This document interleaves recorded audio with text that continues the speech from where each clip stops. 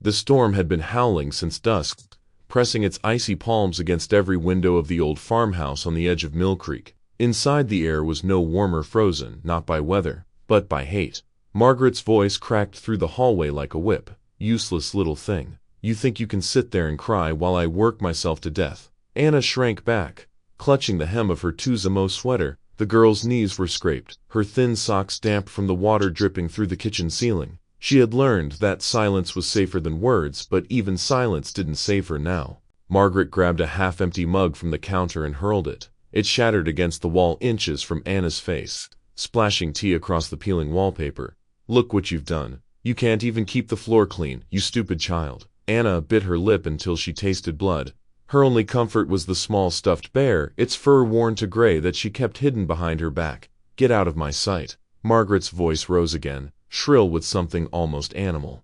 "You're a burden, a mistake. Your father should have taken you with him when he ran off." The words hit harder than the cold ever could. Anna stumbled backward, her hands trembling. But Margaret wasn't finished. She marched across the room, yanked open the front door, and a blast of white wind roared in, filling the house with snow. "You're like pretending you're some sad little orphan. Fine, let's make it real." Before Anna could protest, Margaret's hands were on her shoulders, cold, hard, merciless. One push, and Anna was outside, falling to her knees on the icy porch. The breath was torn from her lungs as snow whipped her face. Her old suitcase followed, thrown with such force that it burst open on the steps.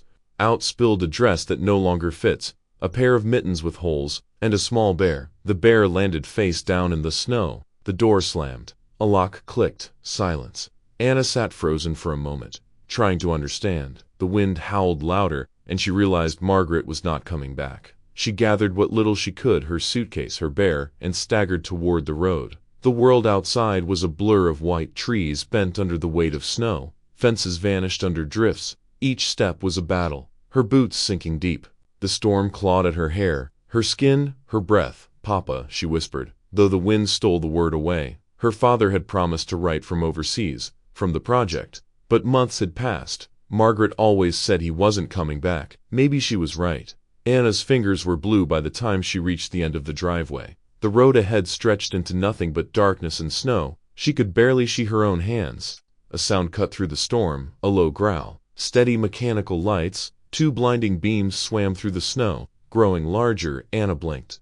A military green Jeep came into view, tires crunching over ice. It slowed to a stop just a few feet away. The driver's door opened, and a tall man stepped out. His coat bore the insignia of a U.S. Army Colonel Grant. Snowflakes clung to the lines of his face. Silver hair swept back beneath his cap. Beside him, a German shepherd leapt down from the Jeep, its body taut, alert. "Easy, Rex," Grant said, his voice steady but low. Then he turned toward the girl. "Hey there, sweetheart. What are you doing out here?" Anna tried to speak, but her teeth chattered too hard. The only sound she managed was a thin, broken whimper. Grant's gaze sharpened. He saw the bruises on her wrists, the frost on her eyelashes. He shrugged off his coat and knelt beside her, wrapping it around her small frame. "My God," he muttered, "you're freezing." As he lifted her to her feet, a voice cut through the storm. "Colonel Grant. Oh my goodness, what a surprise." Margaret stood on the porch now, wearing a smile so wide it hurt to look at. Her voice was honey over glass. "You scared me. I didn't realize anyone was out there." Grant's expression didn't change. He was still holding the trembling child. "I saw everything," he said quietly. Margaret's smile faltered. "Oh no, you misunderstand. She ran out herself. Kids, you know how they are. Drama, emotions, save it." Grant's tone was sharp enough to slice the wind itself.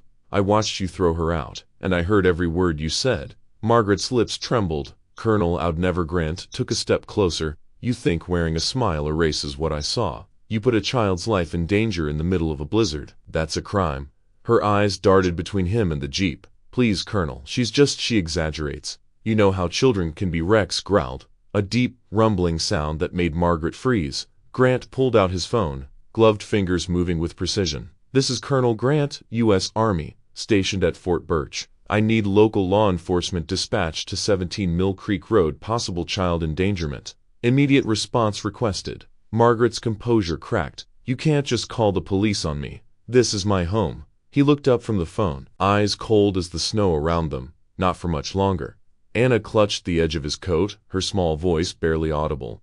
please don't leave me here. You're not staying here," he said gently. Grant turned away from the porch, still holding the girl, and started toward the jeep. The snow was coming down harder now, turning the world into a white wall. Margaret called after him, desperation rising. "You can't take her. You'll regret this, Colonel. You don't know what you're doing." Grant didn't respond. He opened the passenger door, set Anna on the seat, and tucked the heavy military blanket around her. Rex jumped in beside her, resting his head on her lap as if guarding her from the world. Margaret's voice grew smaller, swallowed by the wind. "You'll regret this." Grant slammed the door shut and climbed into the driver's seat. He took one last look at the house through the windshield. Margaret stood in the porch light, her hair whipping in the wind, her painted smile gone. For the first time she looked small. "Hang on, kid," he said, shifting the jeep into gear. "You're safe now." The tires spun against the ice before catching traction. The jeep lurched forward, headlights cutting through the snow. Minutes passed, maybe hours. Time blurred into the rhythm of the engine and the storm outside. Anna leaned against the seat, her eyelids heavy. Grant adjusted the heater toward her. "We'll get you warm." "The hospital's too far. The roads are blocked." "I'm taking you to the base." She nodded faintly. "The base. Fort Birch," he said. "They'll take care of you there." Rex made a soft whine and nudged her hand. Anna managed a weak smile and stroked the dog's fur. "What's his name?" she whispered. "Rex. Smartest partner I ever had." Rex wagged his tail once, then settled beside her again. Grant glanced at the rearview mirror. The storm swallowed the world behind them. No sign of the farmhouse. No trace of Margaret, only endless white. He gripped the steering wheel tighter. Memories he'd locked away began to stir. His own daughter, gone years ago in an accident he'd never spoken about. The look in Anna's eyes when he found her, it was the same look he'd seen that night, on the roadside, in the rain. He swallowed hard and forced himself to focus on the road. "You'll be all right, kid," he said again, more to himself than to her. Anna's breathing slowed. The warmth of the jeep, the hum of the engine, the rhythmic motion, all of it pulled her toward sleep. As her eyes closed, she murmured, "Thank you, sir." Grant glanced over. Her head had fallen gently to the side, her small fingers still tangled in Rex's fur. Outside, the storm raged on, but inside the jeep there was a strange, fragile peace. Grant exhaled slowly. "Rest easy, soldier," he whispered, half smiling. "You're safer now." The jeep climbed the hill toward the lights of Fort Birch, its tires cutting to dark tracks through the snow, tracks that the wind would soon erase. But not the moment. Behind them the farmhouse stood alone in the storm, and Margaret watched until the lights vanished completely. For the first time that night, she shivered, not from the cold, but from the echo of a door closing that she knew would never open again.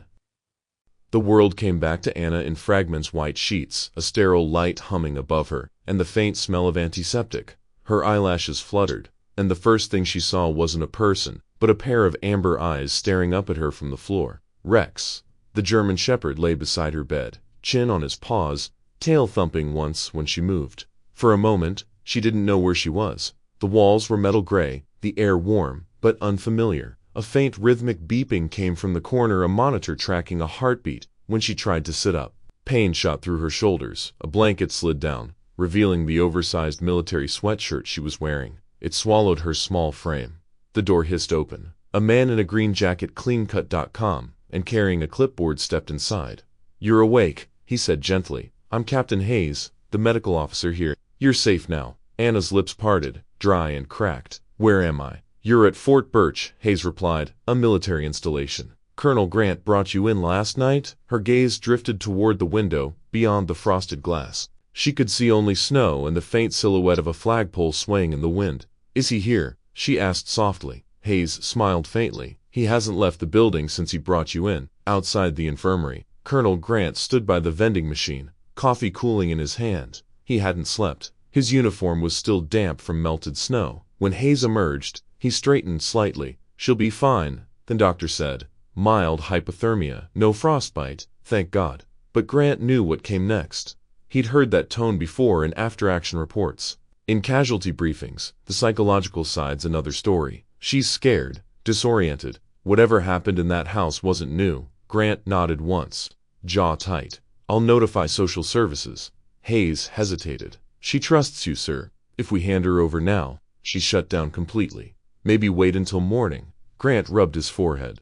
The military trained him for conflict, not for the trembling silence of a 12-year-old girl. "Yeah," he murmured, "tomorrow, in the command office." Fluorescent lights pooled over steel desks and map-lined walls. A younger officer, Lieutenant Mash, looked up from a stack of reports as Grant entered. "Sir, I got the call from county authorities," Mash said. "They're asking why the hell the Army is involved in a civilian matter." Grant dropped a folder on the desk. "Because the civilian matter was dying on the side of a road." "Understood," Sir Mash said carefully. "But command wants clarification. You're not exactly authorized to take her in." Grant stared at the window, where snow beat against the glass like soft drums. His reflection looked older than he remembered, silver in his hair, lines that had deepened since the last deployment.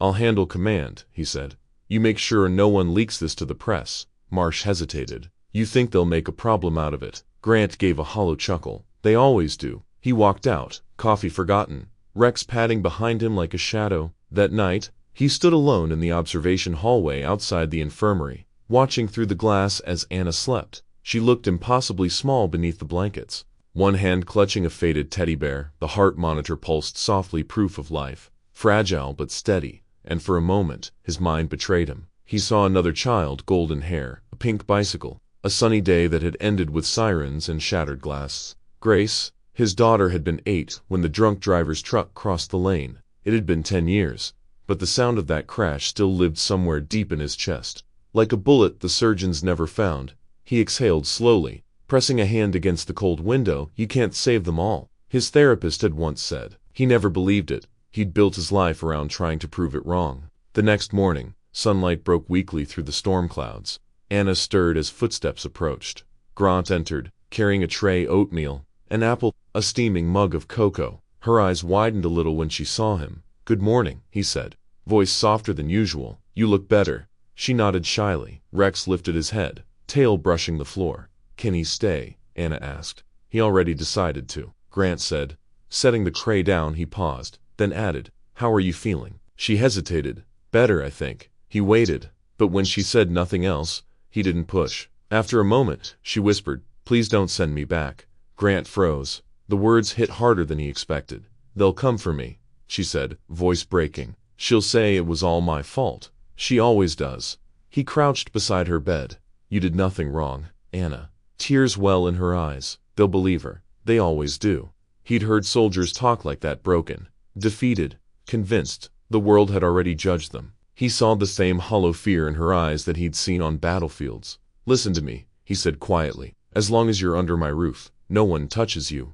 Understand?" She looked up, searching his face for something truth. Maybe, whatever she saw, it made her nod slowly. Later that day, Grant stood by his locker in the barracks, staring at an old canvas box on the top shelf. He hadn't opened it in years. When he finally did, dust lifted into the air like ghosts. Inside was a small bomber jacket, soft leather, patches faded, with a name stitched above the pocket. Grace G. He sat for a long moment, the jacket heavy in his hands. Then he walked back to the infirmary. Anna was sitting up now, hair brushed, color returning to her face. She looked startled when he held out the jacket. "This was my daughter's," he said. She'd want you to have it."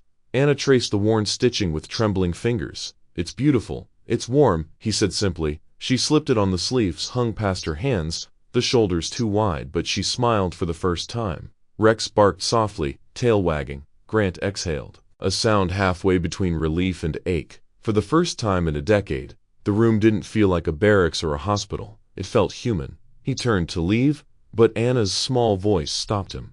"Colonel, yep, thank you for finding me." He didn't trust himself to answer. He just nodded once, eyes glinting in the fading light. As he walked down the corridor, the snow outside had stopped falling. The snow had thinned by morning, leaving a pale glassy crust over Fort Birch. The storm had passed, but inside Colonel Grant's townhouse on the edge of the base, the air still carried the chill of years spent alone. When the black Jeep pulled up, the woman waiting by the door, Ramirez, Grant's longtime housekeeper, tightened her shawl and came out to greet them. She was in her 60s, sturdy and kind, her gray hair pulled into a neat bun. "Colonel," she said, squinting against the light, "you finally brought someone home." Grant gave a faint grunt that could have been agreement, temporarily, until the system figures itself out. But as Anna climbed down from the Jeep, swimming in the leather bomber jacket, clutching a small suitcase, Ramirez's face softened. "Oh my," she murmured. "You poor thing." Anna blinked shyly, unsure if she should speak. Rex trotted forward first, brushing his nose against her hand as if to reassure her. "She's been through hell, Grant said quietly. Make sure she gets something hot to eat. Always do. Sir. Inside, the house felt too clean. Every surface was polished, every photo frame aligned with military precision. The living room was large, but empty of life. Decorated in shades of gray and brown, Ramirez led Anna to the kitchen, where the smell of cinnamon and coffee lingered. Sit, sweetheart, she said, guiding her to a chair. You must be starving. Anna hesitated, then sat. She watched as Ramirez poured her a bowl of chicken soup, the steam fogging the edges of her vision. As she reached for the spoon, Ramirez caught sight of faint bruises on her wrists, then purple lines like shackles. Her expression darkened. Did she do this to you? Anna's eyes darted down. Her voice was barely a whisper. I fell. Ramirez didn't press. She'd seen enough in life to know when the truth hurt too much to say out loud. She simply laid a gentle hand over Hannah's and said, You're safe here, Mia. Eat. Rex curled up beside the girl's chair, head resting on her foot. It was the first time he'd done that for anyone but Grant. That afternoon, Grant walked through the house with the uneasy feeling that something was changing quietly, without his permission. From the kitchen came the faint sound of laughter, not loud or wild, but small and uncertain, like something learning how to breathe again. He paused at the doorway. Anna was sitting on the floor, tossing a tennis ball across the tiles. Rex bounded after it, tail wagging. Each time he returned the ball, she giggled softly, until even Ramirez rolling dough for empanadas couldn't help but smile. Grant didn't move, afraid to break whatever fragile peace had settled there. Colonel Ramirez said, glancing up, don't just stand there like a ghost. You'll scare the child. He cleared his throat. She seems to be adjusting. Ramirez gave him a knowing look. Children heal faster than adults, if we let them. Over the next few days, the house began to sound different. The silence that once ruled its hallways gave way to small, human noises, footsteps running downstairs, cupboards opening, Rex's nails clicking against hardwood floors. Anna found an old upright piano in the living room, half covered by a top. The keys were slightly out of tune, but she pressed them anyway. One by one, the sound drifted through the house like sunlight sneaking past heavy curtains. Grant was in his study when he heard it. For a second, he froze, unsure if his mind was playing tricks. The melody was clumsy, hesitant yet heartbreakingly familiar. It was Claire de Lune, the same piece his daughter, Grace, had tried to learn years ago. He stood in the doorway and watched. Anna's small fingers stumbled, but she kept going. When she noticed him, she froze.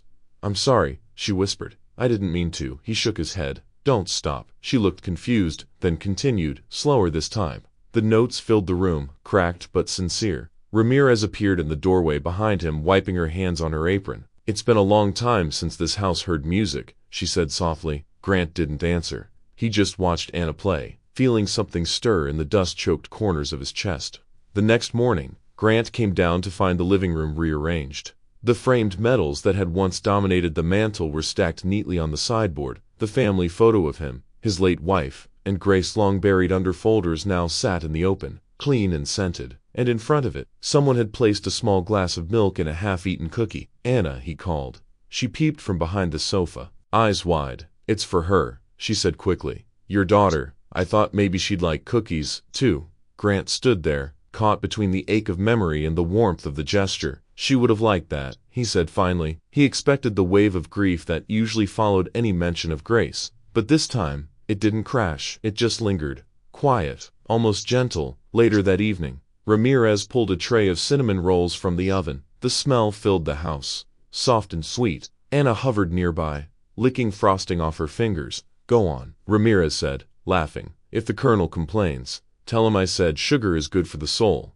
Grant walked in just in time to hear that. Is that a medical opinion, Ramirez? Better than any prescription you've tried, she quipped. He almost smiled. Almost. Anna handed him one of the cinnamon rolls, eyes bright. It's good, sir. He hesitated, then took it. The icing melted on his tongue, and for a fleeting moment, he wasn't a soldier or a widower or a man haunted by ghosts. He was just home. That night, after Anna went to bed, Grant lingered in the doorway of her room. She was asleep, Rex curled protectively at her side. On the nightstand sat the bomber jacket, his daughter's jacket folded neatly. He turned off the light and stood there for a moment, listening to the soft rhythm of her breathing. Ramirez's voice came from behind him. You look like a man who just remembered what warmth feels like. He didn't turn. Maybe I did. Careful, Colonel, she said gently. You might stop believing this house is a home again. Grant glanced back one last time at the sleeping child and the loyal dog beside her. For the first time in years he didn't feel the cold. The day was still young when the snow began to fall again, thin, feathery flakes swirling like ghosts in the wind. Inside the cabin, warmth pulsed from the stone fireplace. Anna was seated on the rug, sketching something in a small notebook, while Rex dozed beside her, his tail flicking in contentment. Grant watched from the kitchen, coffee steaming in his hand. For the first time in years, the silence in his house felt alive, soft, almost human. Then, the crunch of tires on frozen gravel broke it. Rex's ears shot up, Grant's body stiffened, instinct snapping back like an old soldier returning to the battlefield. He set his cub down and went to the window. Through the swirling snow, two figures emerged, a woman in a fur coat and a man in a tailored suit carrying a leather briefcase. Margaret. Her lipstick was a violent shade of red against the pale storm. Grant felt his jaw tighten. So, she found the courage to come. Anna looked up at the sound of the engine. Her small face pined. The pencil slipped from her hand. "Stay here," Grant said quietly. Rex let out a low, warning growl. As if he understood what was waiting outside, Grant opened the door, cold air slicing through the warmth of the cabin. Margaret stood just beyond the porch, a trembling smile painted across her face. "Colonel Grant," she greeted sweetly, clutching her coat closer. "I was hoping we could speak privately." Her tone dripped with rehearsed politeness. Behind her, the lawyer adjusted his glasses. "Mr. Grant, I represent Mrs. Margaret Hep. She's here to retrieve her daughter Anna. There seems to have been a misunderstanding." Grant didn't move. A misunderstanding. His voice was calm. "Dangerously so. That what you call throwing a child into a snowstorm?" Margaret's smile faltered. I think you've been misinformed. I didn't throw her out. She ran off during dinner. I was terrified. I searched everywhere." "Don't," Grant interrupted. His eyes were steel. "I saw you, Margaret. Every word, every shove. You can lie to your lawyer, to the world, but not to me." Her painted smile froze. For a long moment, the only sound was the wind scraping across the porch. Then came the faint sound of a door opening behind Grant. Anna had appeared at the doorway, her small figure wrapped in an oversized pilot jacket, the same one Grant had given her. The color drained from Margaret's face. "Anna, sweetheart," her voice turned syrupy soft, "Mommy's here now. You can come home, baby. I made your favorite soup." Anna didn't move. Rex padded to his side, his growl rumbling low and protective. "Get back in the house," Anna, Grant said gently without looking back. Margaret's eyes darted from the girl to the soldier blocking the doorway. Her composure began to crack. "You think you can keep her? You're not her father." Grant's voice cut through her words like frostbite. "No, but I'm not the kind of person who throws children into blizzards either." The lawyer cleared his throat nervously. "Colonel Grant, if you continue to harbor the minor, this could be considered harbor." Grant turned to him, his tone sharp. "You make it sound like she's a fugitive. She's a child who needed shelter. You can tell whatever judge you like I'm not handing her over to someone who hurt her." Bart Ramirez stepped out from the kitchen, then, wiping her hands on her apron. Her eyes, usually kind, were now hard as polished stone. "Senora," she said evenly to Margaret, "you should go. The police already have your report from the colonel. They know what happened." Margaret's breath caught. For the first time, fear flicked behind her arrogance. "You called the police?" Grant nodded once. "And child services. They'll contact you soon." The color drained from her cheeks. For a fleeting moment, her perfect poise dissolved. She looked almost human-cornered, desperate, but then she straightened, forcing a brittle smile. "You've made a terrible mistake. Colonel, I'll sue you. You have no right to involve yourself in my family." Grant's expression didn't change. "You lost that right the second you locked that door behind her." The wind howled between them. Rex stood squarely between Grant and Margaret, the muscles in his neck taut. Margaret's lawyer, sensing the futility, gently tugged her sleeve. "Perhaps it's best we let the authorities handle this." "Mrs. Hale," Margaret stared past Grant at the little figure by the firelight inside. For an instant, her gaze softened, a flicker of something like regret. But it was gone as quickly as it came. She turned away sharply. "This isn't over." Grant watched her heels crunch down the icy steps, the fur collar of her coat disappearing into the storm. When the engine faded down the road, Grant closed the door. He leaned against it for a moment. Exhaling slowly, the house fell back into silence except for the soft sound of Rex shaking off snow. Anna stood by the couch, watching him. Her voice was barely a whisper. "She's going to come back, isn't she?" Grant looked at her, this small, fragile child standing there in a jacket too big for her shoulders, and something inside him ached. "She might try," he said honestly, "but she won't hurt you again. I promise." Her eyes shimmered, unsure whether to believe him then. "Very quietly," she said. "Thank you." Grant didn't know what to say, so he simply nodded and turned to stoke the fire. Behind him, Anna sat down on the rug again, picking up her pencil. Rex curled around her feet, a living shield. Outside, the storm grew heavier, wrapping the world in white. But inside that cabin, inside that small, lonely world of theirs, there was warmth. Real warmth. For the first time in years, Grant realized what it meant to protect something fragile and good again. And somewhere deep in his chest, where grief had once made a home, a small light began to burn. The snow outside had hardened into glass. The roads were quiet, the kind of silence that comes after storms, not peace, but anticipation. Inside the cabin, papers were spread across the kitchen table, mixed with coffee rings and manila folders marked confidential. Colonel Grant sat opposite a woman in her 40s with sharp eyes and a voice that carried authority even when she whispered. Her name was Claire Donovan, a defense lawyer known for taking impossible cases and making the truth visible through smoke. She flipped through photos, pausing at one that showed Anna's small arms covered in faint bruises. Her lips tightened. "Jesus," she muttered under her breath. "You weren't exaggerating." "I don't exaggerate," Grant said simply. Claire looked up, studying him. "You understand what you're walking into, right? Margaret Hale's husband was a lobbyist. She still has money, influence, connections in the county court. If she spins this any way she can, she already has," he said. "I've been called a kidnapper, a vigilante, and a dangerous veteran." Claire nodded grimly. "Then we fight back quietly and smart." She slid a business card across the table, a man's face stamped beside it. "Private investigator, Bear Jensen, former sheriff. He'll dig up what we need: neighbors, witnesses, anyone who's seen or heard something." Grant accepted the card. Bear Jensen. "Sounds like a man who's hard to miss." "He is," Claire said with a faint smile, "and he doesn't scare easy." That afternoon, a black pickup truck rolled through the snow toward Margaret Hale's neighborhood.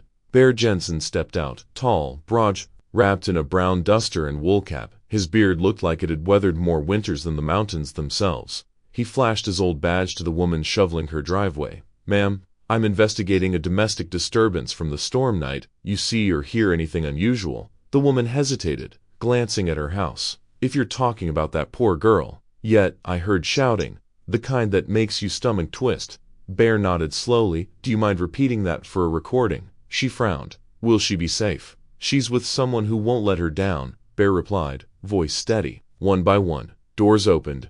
Testimonies whispered.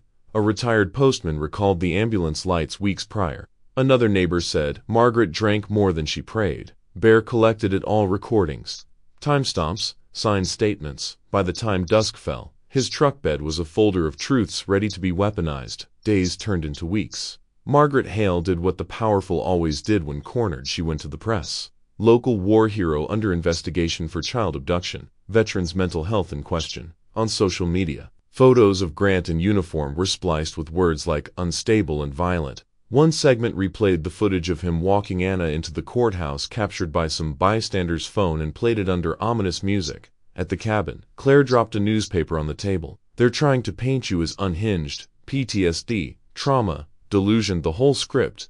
Grant's eyes didn't leave the window. "Let them talk, Grant," she said softly. "If you don't respond, you'll lose control of the story." He finally turned to her. "My story isn't for the news, it's for the judge." And for her. He glanced toward the living room where Anna sat with Rex, coloring. Claire studied him for a moment, then sighed. "You remind me of my brother," she said. "He was Army too, never defended himself in public either." Grant gave a faint smirk. "How'd that work out for him?" "He became a hero after he died," she replied. "Don't make me go through that twice." He didn't answer, but the corner of his mouth twitched, something between gratitude and pain. While the world debated him, Grant kept working. He spent his mornings on base, overseeing training exercises, the steady rhythm of commands echoing across the frozen field. The soldiers respected him. He demanded precision, not perfection. But behind that discipline, his mind wandered to the cabin, to Anna's quiet laughter when Rex rolled onto his back for a belly rub. He would come home at dusk, boots heavy with snow. Inside, warmth waited, the smell of bread from Mrs. Ramirez's kitchen, the faint notes of an old piano Anna was slowly learning to play. One night, Grant stood in the doorway watching her. She was small, fragile, but focused, pressing each key with care, as if afraid of breaking the sound. When she noticed him, she stopped. "Did I mess up?" He shook his head. "No, you played like you meant it." She smiled, a real one this time. Not shy, not forced, just pure, small happiness. It hit him harder than any battlefield memory. Meanwhile, Bear Jensen's investigation deepened. He returned one evening, stomping snow off his boots. "Got her, Colonel. Margaret's been paying off a tabloid reporter. $5,000 wide from her account 2 days before the first hit piece ran." Grand leaned forward. "Proof." Bear tapped a flash drive on the table. "Bank records, copies of the emails. She's not just lying, she's manufacturing." Claire arrived moments later, scanning through the evidence. "This is gold. Enough to prove defamation and malicious intent. She won't just lose custody, she faced charges." Grant didn't smile. He just exhaled slowly. "I don't want revenge," he said quietly. "I just want peace for the kid." Claire looked at him with a mix of respect and sadness. "That's what makes you dangerous to people like her. You can't be bought." That night, the house was silent again. Snow fell in a calm, endless drift. Anna lay asleep on the couch. Rex curled protectively at her feet. Her hand rested on the dog's fur, small, trusting. Grant watched from the hallway, the glow of the fire tracing the lines of his face. He thought of all the noise outside, the lies, the cameras, the politics, and felt none of it mattered here. This was real. The warmth, the breathing, the safety. He crouched down, gently pulling a blanket higher over Anna's shoulder. Her lips moved in her sleep, whispering something he couldn't hear. For a moment, he allowed himself to imagine not the soldier, not the protector, but something simpler. Her father again. Rex opened one eye, as if to say, "You're doing fine," then drifted back to sleep. Grant smiled faintly, whispering to the room, "We'll get through this, kid, I promise." Outside, the storm quieted. Inside, a fragile new kind of peace began to take root, one built not from victory, but from the courage to stay. The courthouse in Fairbanks stood like an old stone fortress against the winter wind. Its windows glowed dimly in the pale morning light, while flags outside snapped in the gusts of snow. Inside, the air was thick with murmurs. Reporters lined the benches, cameras waiting like vultures for blood. The name Colonel Grant Walker had become a spectacle, part hero, part monster, depending on which newspaper you read. He sat at the defense table, posture straight, uniform pressed, expression unreadable. Across from him, Margaret Hale adjusted her pearl earrings and dabbed her eyes with a silk handkerchief. Her lawyer, a sleek man named Elia Crane, leaned close and whispered something. She nodded, trembling just enough to look fragile. When the judge entered, the room fell into silence. "Your Honor," Crane began, his tone a practiced mix of politeness and venom, "we are here today because my client, Mrs. Margaret Hale, suffered the unthinkable, the abduction of her daughter by a man wielding military power and influence. A man who, under the guise of protection, took a child that was not his." He turned toward the jury box, hands spread like a preacher. "Colonel Walker used his status, his uniform, to intimidate and override lawful parental authority. This is not heroism. This is overreach." The words echoed in the wood-paneled room. A few spectators nodded, whispering. Claire Donovan stood calmly before responding, a single folder in her hand. "Your Honor," she said evenly, "what Mr. Crane calls abduction, the rest of us call rescue." She turned toward the screen behind her, clicking a remote. The first image flashed to life, a photograph of Anna. The bruises along her wrists faint but visible even under poor lighting. Gasps rippled through the courtroom. Then came another image, a police timestamp of the snow-covered porch where Grant had found a footprint, small and frantic in the drifts. Claire's voice softened, controlled but sharp. "On December 12th, temperatures reached -20. Mrs. Hale's stepdaughter was thrown outside with no coat, no gloves, no supervision, a child 7 years old." Crane rose immediately. "Objection. Speculative, overruled," the judge said. "Continue." "Miss Donovan," Claire nodded. "We have multiple witness statements collected by former Sheriff Bear Jensen neighbors who heard shouting and crying before midnight. We also have recordings verifying Mrs. Hale's intent to mislead the media." Margaret shifted in her seat, color draining from her cheeks. Claire turned, looking straight at her. "Mrs. Hale, would you still like to claim this was a misunderstanding?" Margaret forced a laugh, the kind that cracked at the edges. "I was disciplining her. She's a difficult child. She runs away. She lies." Claire's tone didn't change. "So your answer is yes, you meant to leave her outside." Margaret blinked rapidly, voice trembling. "No, I love her. I've raised her since she was 2. That man," she pointed suddenly at Grant, "he's manipulating everyone. He's obsessed with saving little girls because he couldn't save his own." The courtroom gasped. Claire froze, and even the judge's gavel struck twice for order. Grant didn't move. His jaw tightened, but his eyes remained steady. "Mrs. Hale," Claire said softly, You have no right to speak about the Colonel's personal tragedy. But Margaret wasn't finished. She leaned forward, voice breaking into sobs. He took my daughter. He wants to replace his dead child with mine. The judge ordered a recess, but the damage lingered like a bruise in the air. Reporters scribbled furiously. Claire exhaled through her nose, furious but composed. Grant stood silently by the window in the side room, watching snow fall through the glass. Claire joined him. She hit below the belt. She said quietly, "She's desperate." He replied, "People show their true selves when they're cornered." Claire crossed her arms. "You could have reacted, denied it, defended yourself." Grant turned to her. "Would it have helped?" She sighed. "Probably not, but it would have felt good." He almost smiled. "I stopped fighting for how things feel a long time ago." Just then, the door opened. Anna peeked in, holding Mrs. Ramirez's hand. The older woman had brought her to court, per Claire's request. Anna's eyes darted nervously between the adults. "Did we do something bad?" Grant knelt down to meet her gaze. "No, sweetheart. You didn't do anything wrong, but that lady said you're bad." He paused, choosing his words carefully. "Sometimes people lie because they're afraid of the truth, but we don't have to be afraid with them." Anna nodded slowly, still unsure. "Will the judge make me go back?" "Not if we can help it," Claire said softly from behind him. Grant placed a steady hand on Anna's shoulder. "We're not fighting to win, Anna," he said quietly. "We're fighting to protect what's right." She looked at him, eyes wide. "Even if we lose." Especially then, when court resumed, the tension returned sharp, unrelenting. Margaret sat straighter now, her liar whispering tactics. But something in her expression had cracked. Claire presented the final piece of evidence, an audio recording. Barry Jensen's gravelly voice introduced a clip, statement from Mrs. Harriet Miller, neighbor to the Hales. Then came a woman's shaky voice. "I heard the mother screaming at that child, said she wished the kid was never born. Then I saw her throw a suitcase down the steps. The girl was crying for help." The courtroom went still. Margaret's face drained completely. Crane stood. "Your Honor, this is an invasion of privacy. Sit down, Mr. Crane," the judge said sharply. "The court recognizes the validity of this testimony." Claire returned to her table and sat beside Grant. She didn't look triumphant, just exhausted.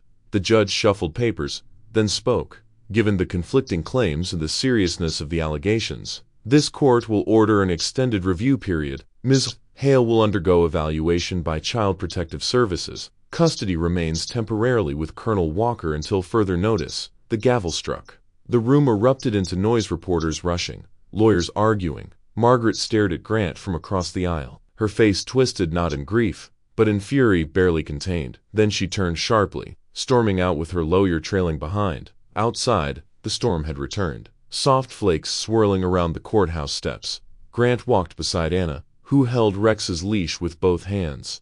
She looked up at him, her small face half hidden beneath a wool hat. "Did we win?" she asked. He looked out over the snow, his breath forming clouds. "Not yet," he said. "The truth takes time." She frowned, but she's still angry. "Yes," he said, "and people like her stay angry because they can't control what's real." Anna pressed closer to him, voice trembling. "I'm scared." Grant placed his gloved hand gently over hers. "It's all right to be scared," he said softly. "But remember," he looked down, meeting her eyes. "We don't fight to win, Anna. We fight to protect the truth." For the first time, she smiled, small, hesitant, but real. Behind them, Rex barked once, as if agreeing. The courthouse lights glowed in the snow, fading into the distance as they walked away. A soldier, a child, and a loyal dog stepping back into the cold, carrying with them something the storm could never wash away. The courthouse smelled faintly of dust and bitter coffee, the kind of smell that seeps into every late night and broken promise. Grant sat still at the defense table, his broad shoulders tense under his worn gray suit. Across from him, Margaret kept her chin high, dressed in a pristine cream blouse, her hands folded in a display of calm she didn't truly possess. Claire Donovan arrived a few minutes early, holding a leather folder against her chest. The moment she sat down beside Grant, he noticed the subtle shift in her expression, the trace of restrained triumph. "It's done," she whispered. "Bear found it." Grant didn't ask what it was. He had learned to read between words, to trust the steady tone of someone who had seen too much truth to fear lies anymore. Earlier that morning, Bear had driven across state lines, rain streaking across his windshield, chasing the faint trail of a rumor. Somewhere in a run-down apartment complex in El Paso, a bartender had given him an old voicemail recording, one Margaret had left on her lover's phone months ago. When he played it, The sound of her voice cut through the static like a blade. "Once Daniel's gone, Anna's mine. Along with the insurance money in that goddamn house." He played it again and again, just to be sure. There was no mistaking the venom, the greed, the casual cruelty. He handed it to Claire at dawn. Now, that small flash drive rested in her hand like a bullet ready to be fired. When the hearing began, the judge, a tall woman with silver hair and an expression carved from stone, called for order. Margaret's lawyer started with his usual confident rhythm, painting Grant as a controlling soldier, a man too damaged by war to raise a child. He spoke about discipline, about authority, about the trauma of combat. Grant listened in silence, his face unreadable. He had learned long ago that fury solves nothing in a courtroom or in war. Then it was Claire's turn. She rose, adjusted her glasses, and placed the flash drive on the evidence table. "Your Honor," she said, "we have new material evidence that speaks directly to motive and intent." Margaret's lawyer objected instantly, his voice sharp. "This is outrageous. My client has not been informed of any such evidence." Claire didn't flinch. "We received it less than 24 hours ago. The chain of custody is documented, and the voice has been authenticated by a forensic lab." The judge glanced over her glasses. "But play the recording." The courtroom fell into perfect silence. The clerk pressed play. There was a brief hiss of static, then a woman's voice, familiar, cold, unguarded. "Once Daniel's gone, Anna's mine. Along with the insurance money in that goddamn house." It lasted barely 7 seconds. But those 7 seconds shattered months of lies. The air in the room thickened. Someone gasped softly in the gallery. Margaret froze, her lips parted, her eyes wide and glistening with shock that wasn't grief, it was fear. The kind of fear only the guilty ever know. Her lawyer stammered, trying to salvage control. "Your Honor, this recording could easily be taken out of context." Claire cut him off smoothly. "Context, counselor. The context is a husband dead, a daughter traumatized, and a woman planning her future as if it were a financial transaction. That's the context." Grant said nothing. He didn't even look at Margaret. He simply sat there, watching the slow collapse of a mask he'd known too well. The judge leaned forward. "Miss Cole, do you wish to respond?" Margaret opened her mouth. At first, nothing came out. Then, like something cracked open inside her, she erupted. "You think I'm the villain here," she shouted. "You have no idea what he did. He took everything from me, my home, my daughter, my life. Daniel was weak. I kept everything together while he played soldier." The judge raised a hand for silence. But Margaret wasn't done. Her voice rose higher. "Roa, I deserved better than this. That money was mine. That house was mine. You don't know what it's like to be trapped with nothing." Her words echoed off the marble walls. People turned away, embarrassed to watch her unravel. Claire remained calm, folding her hands before her, while Grant's eyes never moved from the floor. "Ms. Cole," the judge said sternly, "this outburst will not help your case." But Margaret was too far gone. "He's ruined me. All of you have," she screamed. "And you," she pointed at Grant, her voice shaking. "You think that makes you some kind of hero. You're nothing but a broken soldier hiding behind pity." The courtroom gods stepped forward, ready to intervene. Judge Alden slammed her gavel down. "Enough, Miss Cole. You are in contempt of court. You will be held in custody until further notice." The sound of the gavel echoed through the room like a gunshot. Margaret froze, her fury replaced by disbelief. "You can't do this to me," she cried as 2 officers approached. She tried to pull away, but they took her by the arms, leading her toward the door. Her voice echoed down the corridor, a jagged mix of rage and fear. "You'll regret this, Grant. You'll all regret this." Then she was gone. The silence that followed was heavy, like the aftermath of a storm. The judge looked down at the remaining parties. "Court is adjourned until tomorrow morning.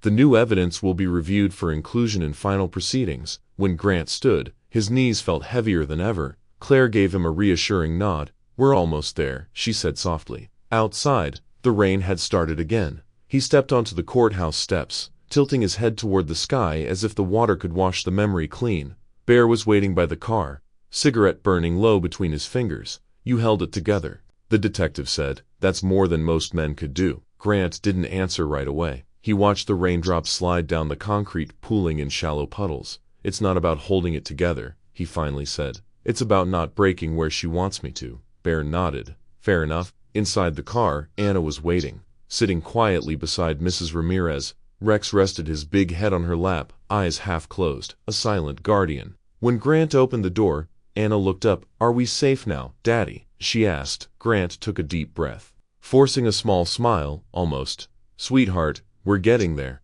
She nodded and leaned her head against Rex. I heard people yelling, she murmured. It sounded scary. He brushed a strand of hair from her face. Sometimes, when the truth comes out, he said gently, it sounds loud at first, but it's still the truth. Anna's lips curved into a small, tired smile. You said truth always wins. Grant looked out through the rain-streaked window, the courthouse fading behind them. Not always fast, he said quietly, but yes, it wins. As the car pulled away, the storm softened into a whisper, washing the city clean. For the first time in months, Grant felt something close to peace, fragile, but real. The war wasn't over yet, but the hardest battle had been fought, and this time, the truth had fired the final shot. The courthouse was quieter that morning. No reporters shouting questions, no cameras flashing, just the low murmur of people waiting for the final hearing to begin. Outside, the storm had passed, leaving pale light filtering through the tall windows. The air smelled of dust, coffee, and something fragile like the calm that follows a long war. Grant sat on the bench behind the defense table, hands clasped, eyes on the floor. Across the aisle, Anna sat beside Mrs. Romero, clutching Rex's collar with small, trembling fingers. Every so often, the dog nudged her knee as if reminding her she wasn't alone. Claire was sorting through her notes when the doors creaked open. The entire room turned toward the sound. A man stepped inside, tall, weary, wearing an old military jacket that looked too big for his frame. His gait was uneven, his face half hidden under a beard that hadn't been trimmed in months. But when Anna looked up, the air shifted, her eyes widened. For a heartbeat, she didn't breathe. Then a sound escaped her lips, soft, cracked, but full of something everyone in the room could feel. Daddy. Daniel Cole stopped in the middle of the aisle, his throat tightened. He'd imagined this moment every night for 2 years, but in his dreams, she was older, taller, still smiling. The little girl running toward him now looked fragile, bruised, smaller than she should have been. He dropped to his knees just as she reached him. She threw her arms around his neck, sobbing so hard it broke the courtroom's silence. For a long moment, no one moved. Even the judge paused, her gavel resting quietly on the desk. When Daniel finally pulled back, his hands were shaking. I thought I'd lost you, he whispered. Anna pressed her forehead to his chest. She said you didn't want me anymore. His breath caught. He looked at her, then at Grant, who stood quietly in the back, his expression unreadable but his eyes steady, supportive. The judge cleared her throat gently. Mr. Cole, I assume you have reason for your absence. Daniel rose slowly, still holding Anna's hand. Yes, Your Honor, he said. I was deployed overseas. My wife told the military I was missing in action after an accident. She cut off every letter I sent home when I was discharged. I came back to find my daughter gone and the house sold. A quiet murmur rippled through the courtroom. Claire stepped forward. Your Honor, we have verified Mr. Cole's service records. His statements are consistent with the timeline of events and the recorded messages found on his wife's phone. Margaret's lawyer, now pale and deflated after the previous day's humiliation, tried to speak, but the judge silenced him with a raised hand. Proceed, Mr. Cole, she said. Daniel turned toward the bench, his voice low but firm. I made mistakes. I wasn't always there, but I never stopped writing to her. Every letter came back returned to sender. I thought it was the mail. I didn't know she kept them. He swallowed, pulling a small bundle from his jacket, old, worn envelopes tied with a piece of string. He laid them on the table. These are all the letters that came back to me, every single one addressed to my daughter. Anna stared at the stack, her lips trembling. She recognized her own handwriting on some of them, to daddy letters she'd written years ago and never got an answer for. Grant's throat tightened. The truth always came at a price, but this one cut deeper than most. The judge nodded. Thank you, Mr. Cole. You may take your seat. Daniel glanced at Grant again before sitting. Their eyes met, a brief exchange of unspoken understanding between two men who knew what war did to families. Grant gave a faint nod, the kind that said, "You did right. She's safe now." When the closing statements began, the courtroom felt different. The hostility had drained away, replaced by something quieter, the slow stitching of a wound that had been open too long. Claire stood tall, her voice steady. Your Honor, this case began as an act of rescue. It ends as an act of restoration. Mr. Mercer did what any decent man should do. He protected a child in danger. Mr. Cole has returned to reclaim his role as a father. The law now must do what's right. The judge leaned back, hands folded. For a long time, she said nothing. The only sound was the ticking of the courtroom clock. Finally, she spoke. In light of new evidence and verified testimony, the court grants full custody of Anna Cole to her biological father, Daniel Cole. Temporary co-guardianship will remain in place under the supervision of Colonel Grant Mercer until further evaluation. Her gavel struck once clear, final. Anna's fingers tightened around her father's hand. Daniel closed his eyes, letting out a breath that seemed to carry years of guilt and longing. Across the room, Claire smiled faintly. Even Bear, standing by the door, muttered something that sounded like relief. Grant turned toward the exit, as if to leave quietly, but Daniel called out, "Grant." He stopped. Daniel crossed the room, his boots heavy on the floor. For a moment, neither spoke. Then Daniel extended his hand. "I don't know how to thank you," he said. "You gave her back to me." Grant shook his head. "No," he said softly. "She just needed someone to keep the light on until you came home." Daniel's eyes glistened. "Still," he said, "you did more than that." Anna looked up at Grant, still holding her father's hand. "Can Rex come visit me sometimes?" she asked, voice small but hopeful. Grant smiled, the kind of smile that reached his eyes. "Rex wouldn't forgive me if he didn't." The courtroom emptied slowly after that. Reporters waited outside again, but for once no one cared what they wrote. Inside, under the fading light, Grant lingered a moment longer, watching father and daughter walk down the steps together, their silhouettes framed against the pale winter sun. For the first time in years, he felt that familiar ache in his chest ease just a little. Maybe not gone, but lighter. Mrs. Ramirez came up beside him, wiping a tear from her cheek. "You did good, Colonel," she said. He nodded, hands in his coat pockets. "We all did." Outside, Hannah turned, waving toward him a small hand, bright against the morning light. Grant raised his in return, then watched as they disappeared into the waiting car. Rex nudged his knee, tail wagging gently. "Yeah," Grant murmured, glancing down at the dog. "Let's go home." And for the first time, the word home didn't sound empty anymore.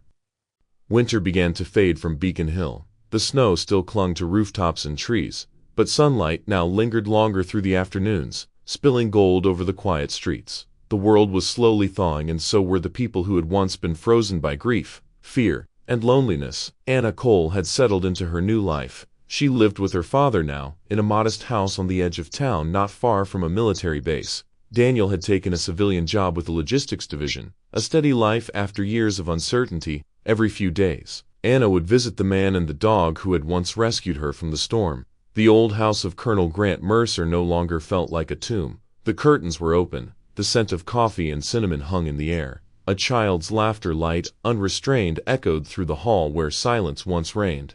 Mrs. Ramirez stood at the kitchen counter, her sleeves rolled up, flour dusting her apron. "Not too much sugar, sweetheart," she said, handing Anna the spoon.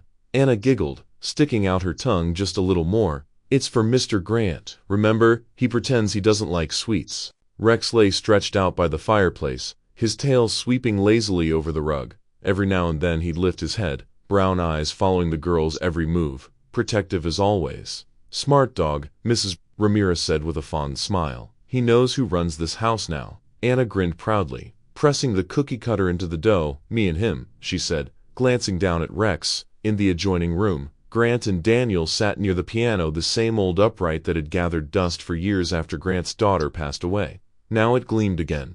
The top was clean, and on it sat a small vase of wildflowers that Anna had picked that morning. Grant poured coffee into 2 mugs, handing one to Daniel. "You're settling in?" he asked. Daniel nodded, glancing at the framed photo on the piano, a younger Grant in uniform beside a smiling girl. "Trying to," he said. "Some days are better than others. But when I see her laugh like that," he looked toward the kitchen, where Anna was now sprinkling sugar with theatrical seriousness, "I figure we're both getting another chance." Grant leaned back in his chair. "You both deserve it," he said quietly. There was a comfortable pause between them, the kind that only existed between men who'd seen too much but didn't need to explain it. Anna appeared in the doorway, her cheeks dusted with flour. "It's ready," she announced, "but you have to play first." Daniel chuckled. "Play?" "Yeah," she said.